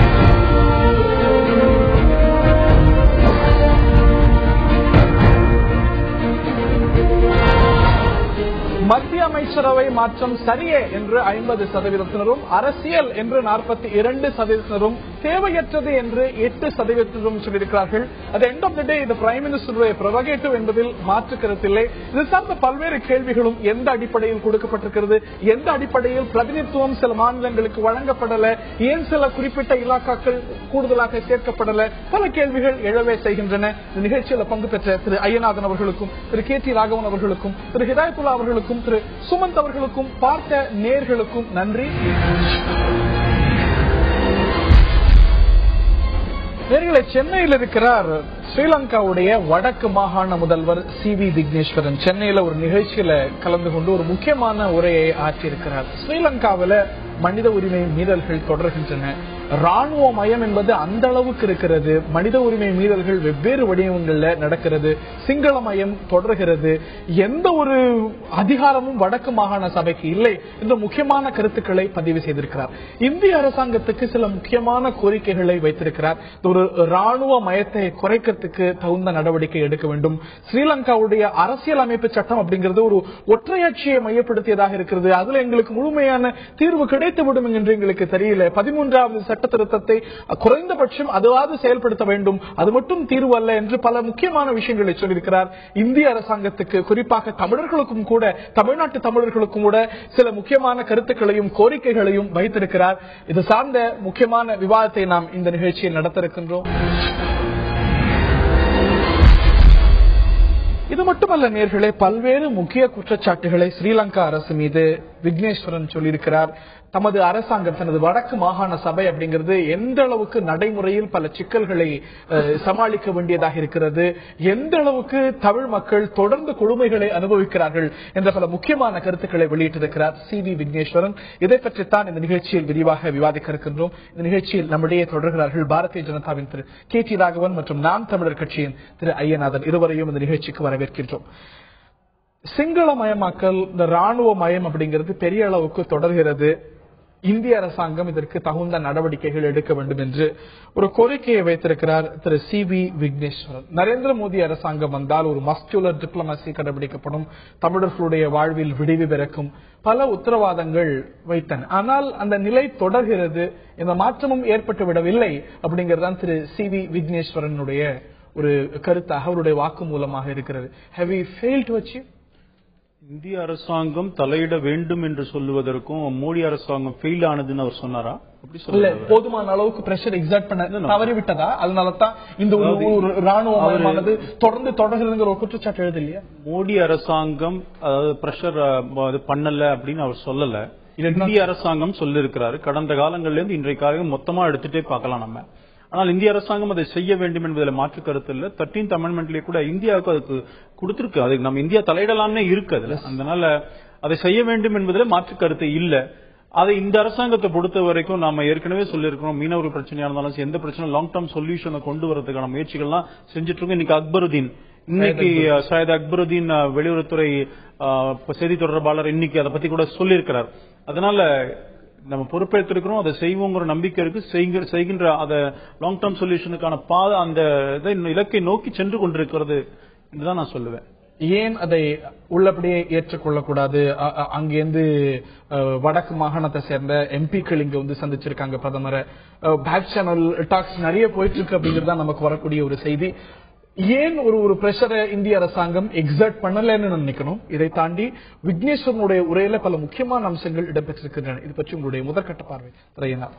அவருடைய வார்த்தைகளில் வெளிப்பட்ட விடயங்களை நாம் முதலில் அடிப்படையில் ஆழ்ந்து கவனிக்க வேண்டும். அங்குலம் அளவிற்கு கூட அதிகாரம் இல்லாத நிலையில் அவர் இங்கே வந்து எங்களுக்கு ஆட்சி என்றோ அதிகாரம் என்றோ உரிமை என்றோ ஏதும் இல்லை என்று சொல்லியிருக்கின்றார். இரண்டாவது, நீங்கள் பார்த்தீர்களானால் எங்களுக்கு விடுதலை எல்லாம் தர வேண்டாம், நொடிந்து கொண்டிருக்கின்றோம், கரத்தையாவது நீட்டி எங்களை அனுசரித்து மேலே தூக்குங்கள் என்று சொல்லுகின்றார். மிக 1.5 லட்சம் படைகள் வடக்கு மாகாணத்தில் மட்டும் நிறுத்தப்பட்டிருக்கின்றன. சிங்களமயமாக்கல் நடந்து கொண்டிருக்கின்றது. சுதந்திரம் இல்லை. அங்கே இருக்கக்கூடிய முதலமைச்சராக எனக்கு இணையான ஒரு அதிகார மையமாகவும் சக்தியாகவும் இருந்து கொண்டு என்னை விட இரட்டிப்பு செல்வாக்குடன் அங்கே சில திட்டங்களை எல்லாம் நிறைவேற்றுகின்றார் ஆளுநர் என்றெல்லாம் அவர் சொல்லிவிட்டு அவர்கள் ஒன்றை வெளிப்படுத்துகின்றார். அது முக்கியம். இந்தியாவை நம்புகின்றார்கள். காலம் கடந்தாவது இந்தியா நம்மோடு நிற்க வேண்டும். அவர் சொல்லுகின்றார், போரின் போது நீங்கள் அவர்களுக்கு நின்றீர்கள், இப்பொழுதாவது எங்களுக்காக நில்லுங்கள். அந்த இடத்தில் அவர்கள் பக்கம் சொன்னார். நேற்று சொன்னார், பேசும்பொழுது அவர் சொல்லியிருக்கிறார். ஏனென்றால் எதையும் செய்யாத இவர்கள் இப்பொழுதாவது தங்களுக்கு ஏதாவது செய்ய மாட்டார்களா என்கின்ற எதிர்பார்ப்பு முதல்வர் அவர்களிடம் இருக்கு. விக்னேஸ்வரன் அவர்களுடைய வார்த்தைகளில் இருக்கின்றது. நாம் இங்கே எதை கவனிக்க வேண்டும் என்றால், ஒரு அண்டை நாட்டில் இந்த நாட்டை சேர்ந்த தமிழ் மக்களினுடைய தொப்புள் கொடி உறவாக இருக்கக்கூடிய அம்மக்களினுடைய அவலத்தை அறிந்து கொண்டோம் என்கின்ற அளவில் என்ன நடவடிக்கை எடுக்கப் போகிறது, எடுத்திருக்கிறது மத்திய அரசு என்பது இங்கே முக்கியமானது. ஏன் என்று கேட்டால், நீங்கள் நன்றாக கவனிக்க வேண்டும். ஒரு கட்டமைக்கப்பட்ட இன அழித்தல் இன்றளவும் நடைபெறுகின்றது என்பதனை நீங்கள் திரு விக்னேஸ்வரனுடைய வார்த்தைகள் அனைத்தையும் நீங்கள் பார்த்தீர்கள் என்றால் நீங்கள் அறிவீர்கள். எனவே இப்பொழுது ஒரு குறுகிய எதிர்காலத்தில் இங்கே இருந்து நமது பிரதமர் மோடி அவர்கள் இலங்கைக்கு போகப் போகின்றார். அவர் போகும்பொழுது எதை பேச வேண்டும் என்பதற்கும் ஒரு அடிக்கோடு இடுகின்றார். எதை என்றால், கூட்டாட்சி என்கின்ற ஒரு அரசமைப்பு இன்றி எங்களுக்கான ஒரு சுயமரியாதையுடனான ஒரு தீர்வு அங்கே கிடையாது என்கின்றார். மோடியுடைய பயணத்தின் போது என்ன முன்வைக்கணும் அப்படிங்கறது அவர் அதிகாரமா சொல்றார். இல்லையா? சொல்றார் அவர் மோடி ஸ்ரீலங்கா வரணும்னு விரும்புறாரு. நீங்க தடுக்க மாட்டீங்களே? இல்ல இல்ல இல்ல, நாங்க தடுக்கல. நீங்க போக கூடாது, வெளியுறவுத்துறை அமைச்சர் கோரிக்கை வச்சவங்க இப்போ திரு விக்னேஸ்வரன் அவர்களுடைய அனுபவபூர்வமான கருத்துக்களுக்கும் வரலாற்று ரீதியான எங்களுடைய கருத்துக்களுக்கும் இருக்கக்கூடிய அடிப்படை வேறுபாடை நான் இங்கே பேசவில்லை. பாரத பிரதமர் போகும்பொழுது நாம் தமிழர் கட்சி உள்ளிட்ட கட்சிகள் பிரதமருடைய ஸ்ரீலங்கா விஜயத்தை தடுக்காது. அளவிற்காவது நேர்மையுடன் இலங்கை அரசு கடந்த காலத்தில் நடந்து கொண்டிருக்கின்றது என்று ஒரு பத்திரிகையாளராக நீங்கள் சொல்லுங்கள். இல்லை இல்லைங்கிறது தான் பொதுவான கருத்து. அதனால் சிவி விக்னேஸ்வரன் வர விரும்புகிறார் நீங்க சொன்னீங்க. அவர் வடக்கு மாகாணத்தில் வர விரும்புகிறார். வந்தா என்ன விஷயங்களை இல்ல விருப்பத்தை எப்பொழுதும் விக்னேஸ்வரன் வெளியிட மாட்டார். அவர் ஒரு சட்ட அறிஞர். மாநாட்டும் போதே அவர் என்ன கருத்தை வெளியிட்டார் அப்படிங்கிறது நமக்கு தெரியும். வந்தால் தவறில்லை அப்படின்னு அவர் எப்பொழுதும் வெளியிட மாட்டார்னா அவருடைய புரிதலை நான் வார்த்தைகளாக வடிக்கின்றேன். அதை நீங்கள் கவனிக்க வேண்டும். வரும்பொழுது நீங்கள் இந்த 13++ என்றெல்லாம் இருக்கின்றது, அது கிடையாது. இன்றைக்கு இருக்கக்கூடிய இந்த ஒற்றையாட்சி முறையை தாண்டி சென்று ஒரு கூட்டாட்சிக்கான ஒரு அரசமைப்பு ஏற்படுத்தி எங்களுக்கு தீர்வை தாருங்கள் என்பதை அவர் வலியுறுத்தியிருக்கிறார். இன்றைய பத்திரிகையாளர்கள் சந்திப்பிலும் சரி, நேற்று அவர் கேஜி கண்ணன் நினைவாக ஆற்றிய உரையில் என்ன பிரஷர் கான்கிரீட்டா எக்ஸர்ட் பண்ணிருக்கும், பேக் ரூம்ல எக்ஸர்ட் பண்ணிருக்கோங்கிற ஒரு விளக்கம் உங்களால கொடுக்கப்படும். ஒரு ராணுவ மயத்தை தடுக்க வேண்டும் என்று அரசாங்கம் வலியுறுத்தி இருக்கிறதா, இந்திய அரசாங்கம் வலியுறுத்தி இருக்கிறதா? 13வது சட்ட திருத்தம் சார்ந்து தொடர்ந்து டாக்ஸ் நடந்துட்டு இருக்கு. மஸ்குலர் டிப்ளமசி இருக்கும் அப்படிங்கறதுதான் மோடி அரசாங்கத்துக்கிட்ட எல்லாத்தையுமே ஒரு எதிர்பார்த்து ஒரு கடுமையான நிலைப்பாட்டை எடுப்பார் அப்படின்னு. ராஜபக்சே அரசாங்கத்துக்கிட்ட என்ன கடுமை காட்டப்படுது? மாறாக உங்கள் கட்சியை சேர்ந்த ஒரு தலைவர் ராஜபக்சாவுக்கு பாரத ரத்னா வேண்டும் என்று ஒரு கோரிக்கை வைக்கிறார். மஸ்குலர் டிப்ளமசிங்கிறது ஹரியோடைய வார்த்தைகளா தெரியுது எனக்கு. அந்த மாதிரி வார்த்தைகள் நான் கேள்விப்படல. அப்படிங்கிற ஒரு எதிர்பார்ப்பு உங்களுடைய எதிர்பார்ப்பு பலருக்கு இருந்தது. உங்களுக்கு குறிப்பா உங்ககிட்ட அந்த வார்த்தையை நான் கேள்விப்பட்டேன். அவர் ஒரு ஸ்ட்ராங் லீடர்ஷிப், அதாவது ஸ்ட்ராங் லீடர்ஷிப், அது ஒத்துக்கிறேன். இப்போ முதல் முறையா இங்க வந்து பதவியேற்பு விழாவில் வரும்பொழுதே கூட வரும்போது 13 மாத்திரம் பேசல, 13+ பத்தி பேசினார்னு நமக்கு தகவல் வந்து அவரும் கூட சொன்னார். பிரைம் மினிஸ்டர் கூட அதை பத்தி வந்தது. ராஜபக்ச அமைச்சர் கூட தான் மறுத்தார். நான் என்ன சொல்றேன், பேசினது இவங்க 2 பேர். அதனாலதான் அக்பருதீன் பேசினாரு. என்ன பேசினாரு அபிஷியலா அவரே சொன்னார். அக்பருதீன் வந்து வெளியிட்டார். இந்த மாதிரி விஷயங்களை பொறுத்த வரைக்கும் கடந்த காலங்களில் பல தவறுகள் நடந்திருக்கிறது என்பது எல்லாரும் ஏற்றுக்கொண்ட விஷயம் தான். அந்த இடத்துல மரியாதைக்குரிய திரு விக்னேஷன் அவர்கள் சொன்னது, அங்க அவர்கள் கிரவுண்ட் ரிப்போர்ட் சொல்றாரு. நாம கூட பார்க்கல, கிரவுண்ட் ரிப்போர்ட் அவர் சொல்லும்போது ஏற்றுக்கொள்ளலாம். அந்த விஷயங்களுக்கான தீர்வு என்ன என்பதை பற்றி தான் இப்பொழுது ஆலோசித்துக் கொண்டிருக்கிறோங்கிறத நம்முடைய அக்பருதீன் சொல்லியிருக்கிறார். லாங் டேர்ம் சொல்யூஷனுக்காக பேசிக் கொண்டிருக்கிறோம். நீங்களே கூட சொன்னீங்க பேக் டோர் அந்த டிப்ளமசி எல்லாம் நடந்துட்டு இருக்குது அப்படின்லாம் சொன்னீங்க. அதனால இது ஒரு நல்ல சமிங்கை தானே. எதிர்காலத்தில் இந்த விஷயத்திலே பாராமுகமாக இந்த அரசு இல்லை என்பது உங்களுடைய வார்த்தைகளிலே புரிந்துக்க முடியுது.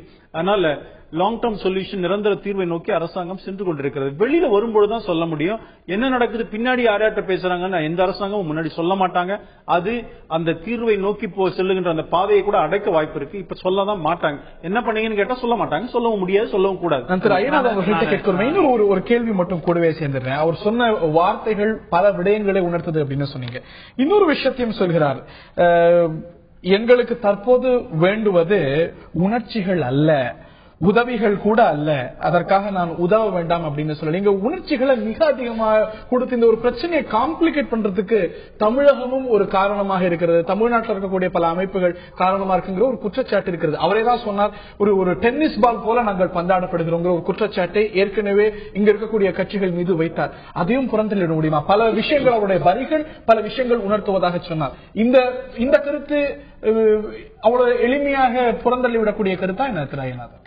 இன்றைக்கு இந்த அளவிற்கு கொடுமை நிகழ்த்தப்படக்கூடிய ஒரு இலங்கையை நோக்கி சர்வதேசத்தினுடைய பார்வையும் இந்திய அரசின் பார்வையும் வந்திருக்கிறது என்றால், விழுந்திருக்கிறது என்றால், ஒரு செயல் அங்கே நடந்து கொண்டிருக்கின்றது. அதற்கு காரணம் இங்கே இருந்து திரு விக்னேஸ்வரன் அவர்கள் சொல்கின்றார்கள், அந்த உணர்ச்சி பேரெழுச்சி, அதுதான் காரணம். அவரே தான் சொல்றாரு, டென்னிஸ் பால் போல இல்லை அதான் சொல்ல வரேன். நீங்க உங்களுக்குள்ள பாத்தீங்கன்னா இதனுடைய உண்மை தெரியும். அவர் சொல்றதை எல்லாம் நம்ம ஏத்துக்கல அப்படின்றது இல்ல. ஆனா அங்க இருக்கக்கூடிய நிலையினுடைய அடிப்படை புரிஞ்சுக்கணும். நாங்க ஒரு டென்னிஸ் பாலால் பந்தாடப்படுகின்றோம் என்ற யாரால்? ராணுவத்தால். அவர் குறிப்பிட்டது அப்படிதான் சொன்னார். அவர் சொன்னது இருக்கட்டும், நான் அங்கே நடப்பது சொல்றேன். சரி, அங்கே நடப்பது என்ன? ராணுவத்தால் அவர்கள் இன்றைக்கு ஒரு கடுமையான ஒடுக்குமுறைக்கு உள்ளாக்கப்பட்டு வருகின்றார்களே, அந்த ராணுவம் அந்த ஆட்சியாளர்களுக்கு கட்டுப்பட்டுத்தான் செயல்படுகிறதா என்கின்ற அளவிற்கு அங்கே அந்த அராஜகம் தலைவிரித்து ஆடுகிறது. இதை நாம் கண்டுகொள்ள வேண்டும். அதிகாரம் இவருக்கு அளித்துவிட்டு அந்த அதிகாரத்தை வேறொருவர் வழியாக, ஆளுநர் வழியாக செயல்படுத்துகிறது.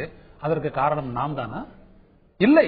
அங்கே தேர்தல் நடந்தது, அதை நாம் எதிர்த்தோமா? இல்லை. ஆக இலங்கையினுடைய யதார்த்தம் என்ன என்பதுதான் அவருடைய குரலில் பெரும்பான்மையாக பிரதிபலித்திருக்கிறது. தேர்தலை நீங்க எதிர்க்கல, நீங்க வடக்கு மாகாண தேர்தலை இங்க இருக்கக்கூடிய கட்சிகள் பல உங்கள் கட்சி உட்பட எதிர்க்கல. இல்ல நாங்க என்ன சொன்னோம் அப்படிதான் நீங்க கவனிக்கணும். சொன்ன எனக்கு ஞாபகம் இருக்கு. இருக்கட்டும், நான் சொல்றேன். தேர்தலால் என்ன வரும் என்பதை நாங்கள் சொல்லுகின்றோம், விளைவை நாங்கள் சொல்லுகின்றோம். தமிழ் மக்கள் எதிர்பார்ப்பது பலன். நீங்கள் அதைத்தான் நீங்க கவனிக்கணும். இந்த இலங்கை அரசுக்காக நின்றதே அரசுகள், அது இந்தியாவோ சீனாவோ ரஷ்யாவோ அமெரிக்காவோ எல்லாமே ஒரு நேர்மையாக இலங்கை அரசோடு நிற்கவில்லை. அதன் விளைவை இங்கே தமிழர்கள் அனுபவித்துக் கொண்டிருக்கின்றார்கள். நேர்மையின்மை, தங்களுடைய வசதிக்காக இலங்கையோடு நின்றார்கள். அதனால் பெற்ற பலம் இவ்வளவு பெரிய அடக்குமுறை அங்கே நடந்து கொண்டிருக்கிறது. அதனால் தான் அதில் ஓரளவிற்காவது தாங்கள் மீட்சி பெற வேண்டும் என்றால் இந்த இந்தியா கை நீட்ட வேண்டும் என்று திரு விக்னேஸ்வரன் கோருகின்றார். அது சரியானதாக சட்டபூர்வமாக இருக்க வேண்டும் என்பதற்காகத்தான் கூட்டாட்சி வற்புறுத்துகின்றார். ஆனால் வரலாறு என்ன? இந்த ஒரு இலங்கையினுடைய ஒற்றுமைக்கு உட்பட்டு ஒரு கூட்டாட்சி முறையின் மூலம் தீர்வு காண வேண்டும் என்று இலங்கை அரசினுடைய பேச்சுவார்த்தை குழுவின் தலைவராக இருந்த பேரிஸ் அவர்களும் தமிழீழ விடுதலை புலிகளினுடைய பேச்சுவார்த்தை குழுவின் தலைவராக இருந்த பாலசிங்கம் அவர்களும் 2002ஆம் ஆண்டு டிசம்பர் 5ஆம் தேதி நார்வே தலைநகர் ஓஸ்லோவில் கூட்டறிக்கை வெளியிட்டார்கள். ஆனால் அன்றைக்கு இருந்த அதிபர் சந்திரிகா அதை தூக்கி எறிந்தார். அதற்காகவே மந்திரி சபையில் இருந்த அந்த அதிகாரங்களை ரணில் விக்ரமசிங்கே அரசனுடைய அதிகாரங்களை பறித்துக் கொண்டார், தோல்வியுறச் செய்தார். ஆனால் இன்றைக்கு அடுத்த 11 ஆண்டுகளுக்கு பிறகு 12 ஆண்டுகளுக்கு பிறகு அதே இடத்தில் விக்னேஸ்வரன் வந்து நிற்கின்றார் என்கின்ற போது உங்களுக்கு வரலாற்று ரீதியாக அறிந்த உங்களுக்கு இது சாத்தியமாகுமா என்கின்ற கேள்வி எழுகிறதா இல்லையா? திரு ராகவன், இந்த ஒரு அரசாங்கம் பொறுப்பேற்ற பிறகு நல்ல மாற்றம் வரும் அப்படிங்கிற எதிர்பார்ப்பு தான் இருந்தது. ஒரு கடுமையான நிலைப்பாடு எடுக்கும் அப்படித்தான் சொல்லப்பட்டது. ஆனால் நீங்கள் சொல்லக்கூடிய அதே இது ஏற்கனவே கூட பேசியிருக்கோம், அதே வெளியுறவுத்துறை சொல்கிறது ஹியூமன் ரைட்ஸ் இஷ்யூல குறிப்பாக சர்வதேச தீர்மானங்களை பொறுத்த வரைக்கும் ஸ்ரீலங்கால எந்த மாற்றமும் கிடையாது, சர்வதேச விசாரணையை கூட நாங்கள் எதிர்க்கிறோம் அப்படிங்கறதான் தொடரக்கூடிய நிலைப்பாடு. அப்படின்னு என்ன மாறிவிட்டது போன அரசாங்கத்திலிருந்து? என்ன இப்ப ஒரு பேக் சேனல் டிப்ளமசி நடக்கிறது அப்படிங்கறத தாண்டி சப்ஸ்டான்ஷியலா என்ன நடந்திருக்கிறது? நீங்க ஒண்ணு புரிஞ்சுக்கோங்க, 2009க்கு முன்னாடி இருந்த நிலைமை வேற, இப்ப இருக்கிற நிலைமை வேற. இப்ப இருக்கிற நிலைமையில அவரு மரியாதைக்குரிய திரு விக்னேஸ்வரன் சொல்லிருக்கிற 1 லட்சம் விதவைகள் இருக்கிறாங்க அப்படின்னு சொல்லியிருக்கிறாங்க. சில பேர் வந்தாங்க எங்களுடைய கட்சி அலுவலகத்தில் கூட, அங்க இருக்கிற முக்கியமான பிரமுகர்கள்லாம் வந்து சந்திக்கும் பொழுது அவர்கள் சொல்வது அதிர்ச்சி அளிக்கக்கூடிய பல தகவல்கள் கூட இருக்கிறது, இல்லன்னே சொல்ல முடியாது. இதற்கு நிரந்தரமான தீர்வு தான். அதுதான் அவர் சொல்றாரு. நீங்க டென்னிஸ் பால்னு சொன்னீங்க, அவர் இன்னொன்னு கூட சொல்றாரு, நாங்க ஏதோ கணவன் மனைவியா வாழ்ந்து கொண்டிருக்கிறோம், நீங்க வந்து இங்கேருந்து வந்து தமிழ்நாட்டில இருந்து தலைவர்லாம் வந்து இல்ல உங்க 2 பேருக்கும் ஒரே பிரச்சனையா இருக்கு, நீ டைவர்ஸ் பண்ணிடுன்னு சொல்றாங்க. நாங்க இன்னைக்கு சண்டை போட்டுப்போம், நாளைக்கு கூடி அவரே தான்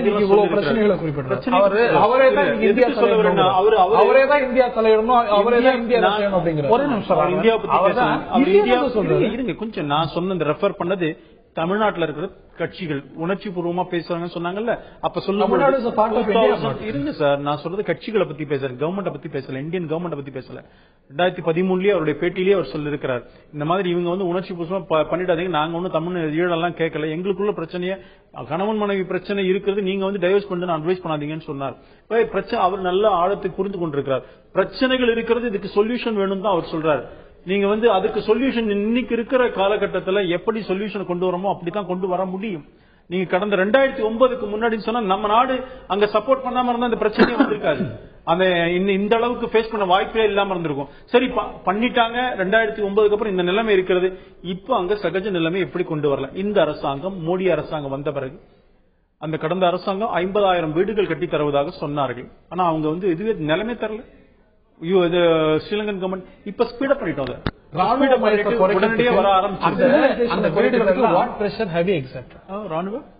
மயத்தை குறைக்கிறதுக்கு என்ன பிரஷர் எக்ஸர்ட் பண்ணி பேச்சுவார்த்தை மூலமாக தாங்க தீர்க்க முடியும். அதற்காகத்தான் பேச்சுவார்த்தைகள் நடந்து கொண்டிருக்கிறது, பேக்டோர் டிப்ளமசி நடந்து கொண்டிருக்கிறது. பேக்டோர் டிப்ளமசி என்று சொல்லுகிறார்களே, இந்த இடத்தில் தான் எல்லா தவறுகளும் ஏற்கனவே நிகழ்ந்தன. 1987 ராஜீவ்காந்தி ஜெயவர்தனை ஒப்பந்தம் இப்படிதான் இந்த பேக்டோர் டிப்ளமசி என்று இருட்டறைக்குள் எழுதப்பட்டது. நீங்க கவனிக்கணும், இது மக்கள் பிரச்சனை, இது தந்திரம் அல்ல. உண்மையை மறைத்து புத்தியால் ஏமாற்றக்கூடிய ஒரு செயலை தந்திரன்றான், அதே அரசு செஞ்ச ராஜதந்திரன்றான்.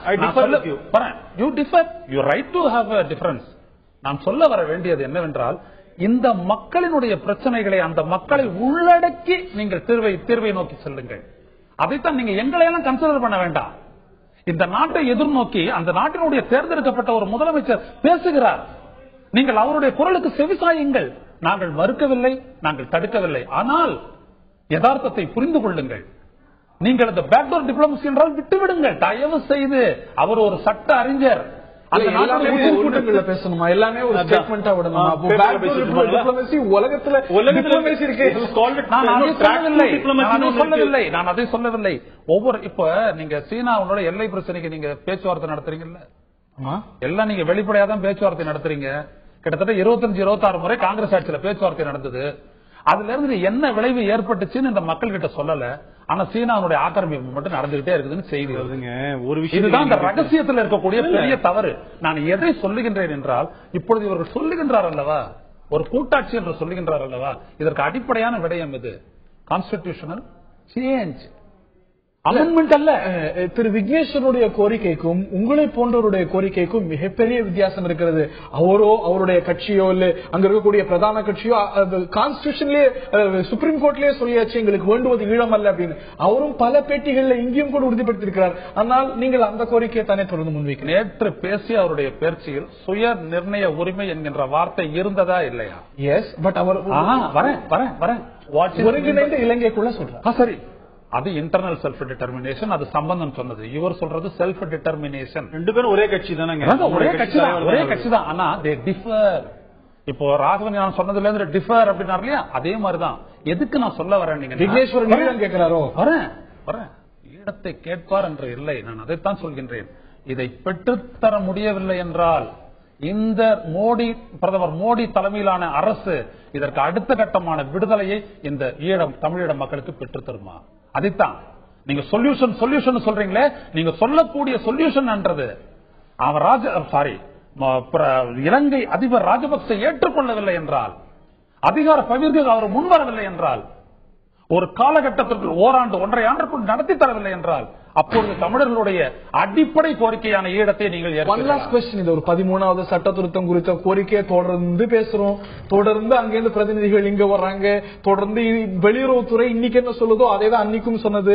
நாங்கள் பேசுவோம், நாங்கள் அந்த அதிபரிடம் பேசினோம், நாங்கள் இந்த ஒரு கோரிக்கை வச்சிருக்கோம்.